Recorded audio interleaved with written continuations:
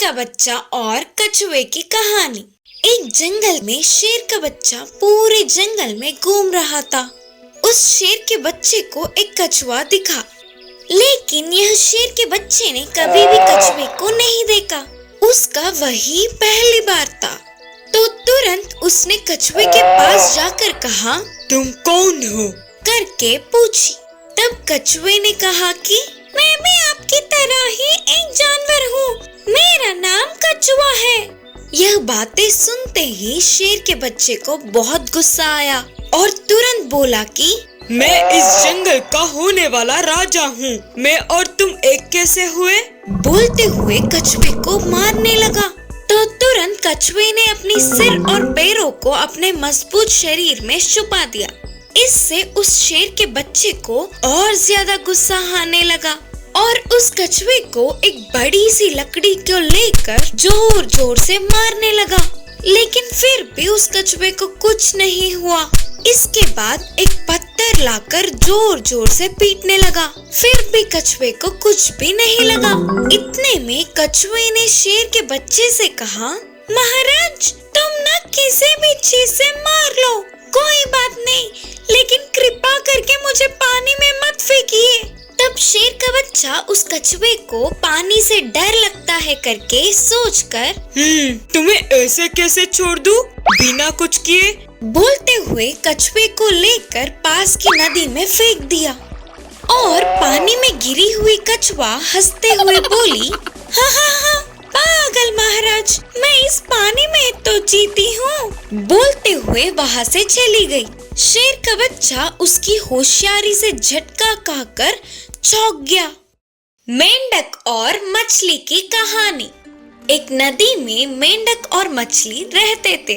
वे दोनों ही अच्छे दोस्त थे। उसी नदी में एक कछुआ भी था, लेकिन वह कछुआ बहुत ही झगड़ेलू था। दूसरों की खुशी उसे बिल्कुल भी नहीं भाती थी। उसे मेंढक और मछली की दोस्ती अच्छी नहीं लगी और किसी भी तरह से उन दोनों को अलग करने की उसने ठानी। एक दिन मछली की अनुपस्थिति में मेंढक के पास आकर बोला, ओ मेंढक जीजू, तुम कहाँ और वो मछली कहाँ? तुम तो पानी में और जमीन पर दोनों में ही जी सकते हो। उस मछली की इतनी शक्ति है क्या? ऊपर से वह मछली सबको तुम्हारे बारे में भला बुरा बोल रही है। यह सब बोलते हुए उसे उकसा रहा था और बिल्कुल ऐसे ही मेंढक के अनुपस्थिति में मछली के पास जाकर, ओ मछली मामू, तुम कहाँ और वह मेंढक कहाँ? वह तो इधर उधर के कीचड़ की गंदगी में जीने वाला है, उससे तुम्हारी दोस्ती कैसी? वह तुम्हारे अनुपस्थिति में तुम्हारे बारे में सबको बुरा भला बोल रहा है। तब से तुम्हें देखकर सब हंस रहे हैं। ऐसे इस कछुए के बातों में वह दोनों आ गए। इससे उन दोनों के बीच की दोस्ती बिगड़ी और वह दोनों फिर से अजनबियों की तरह रहने लगे। एक दिन नदी की मछली को खाने के लिए सरस आ रही थी और मेंढक ने उस सरस को देखा। अगर वह चिल्लाता तो मछली वहाँ से निकल जाती, लेकिन उसने नहीं चिल्लाया। दूसरी ओर उसी समय में मेंढक की तरफ एक सांप आने लगी। तभी मछली ने भी उस सांप को देखा। अगर यह भी चिल्लाती तो मेंढक भी बच के भाग जाता, लेकिन इसने भी नहीं चिल्लाया। और क्या था, बस मछली को सरस ने पकड़ लिया और मेंढक को सांप ने पकड़ लिया। ऐसे कछुए के बातों में आने पर दोनों को ही अपने प्राणों को खोना पड़ा। मंदबुद्धि। एक जंगल में कुछ जंगली कुत्ते थे। उस जंगल का राजा था शेर। वह बहुत ही हिम्मत वाला था। एक दिन सारे कुत्ते मिलकर शेर के पास गए। उनमें से एक कुत्ते ने आगे आकर बोला, अरे ओ शेर, हम आज से तुम्हें इस जंगल का राजा के रूप में हम नहीं स्वीकारेंगे। अगर तुम हमसे विरुद्ध गए तो हम सब मिलकर तुम्हें घेर के मार देंगे।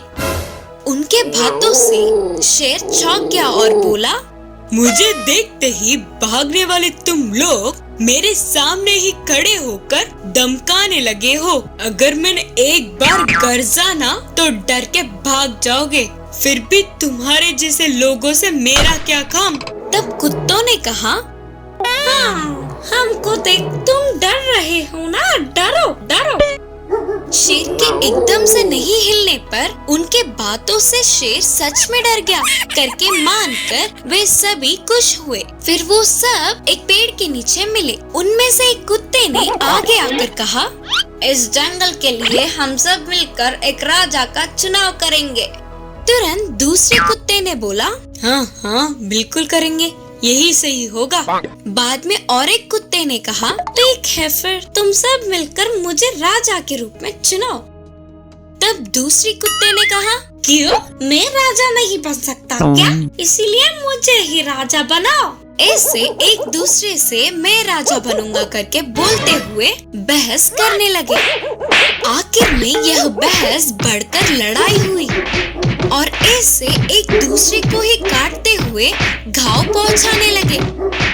ऐसे थोड़ी देर के लिए ये युद्ध होने के बाद सभी घायल होने पर सारे अपने अपने रास्ते भाग गए। इस पूरी लड़ाई को शेर दूर से ही देखता हुआ, यह सारे कुत्ते कितने मंद बुद्धि है, बोलते हुए उनके बेहाल को देख हंस पड़ा और तुरंत शिकार करने के लिए जंगल गया।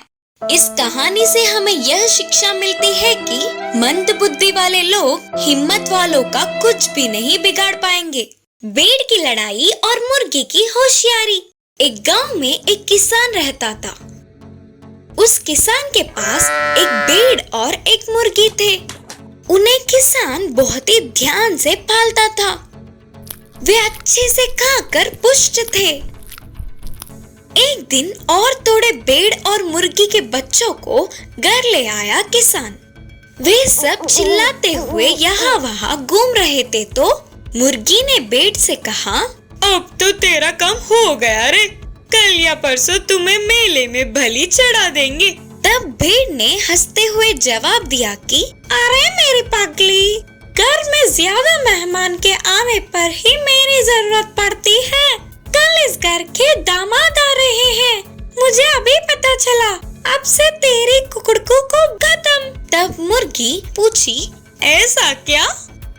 तब भेड़ ने कहा, हाँ रे, फिर 2-3 लोग आएंगे तो तुम्हारे ही काम होगा ना, मेरी जरूरत इतनी जल्दी भी नहीं होती।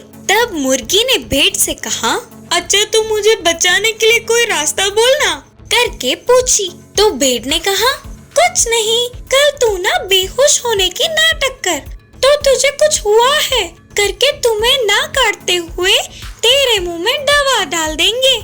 उसके अगले दिन ही किसान के उसे पकड़ते ही चाल के अनुसार ही मुर्गी ने बेहोश होने का नाटक किया।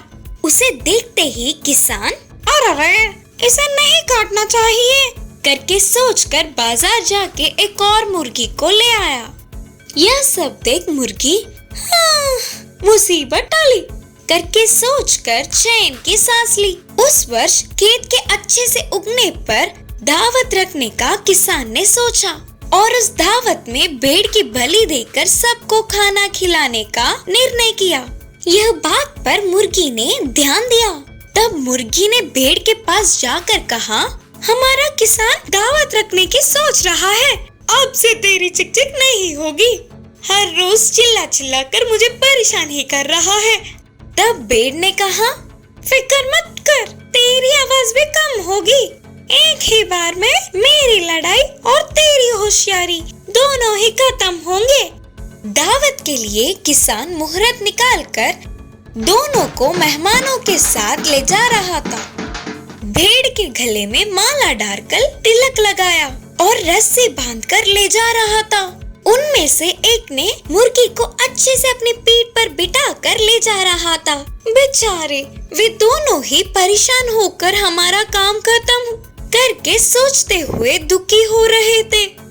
इतने में ही मुर्गी के दिमाग में एक अच्छी चाल आई और उसने भेड़ से धीरे से कहा कि मैं मौका देख के मुझे पकड़ने वाले पर अपनी चोंच से जोर से घायल करूंगा और उस गांव से वो मुझे छोड़ देगा, तब तुरंत तुझे ले जाने वाले पर चढ़ के फिर से अपनी चोंच से हमला करूंगा। उसके गांव से तेरा भी लस्सी वो छोड़ देगा। तो तुम बिना देर किए जल्दी से भागो और मैं तुरंत उड़कर तेरे ऊपर बैठूंगी। और मौका देख के अचानक जोर से मुर्गी ने हमला किया।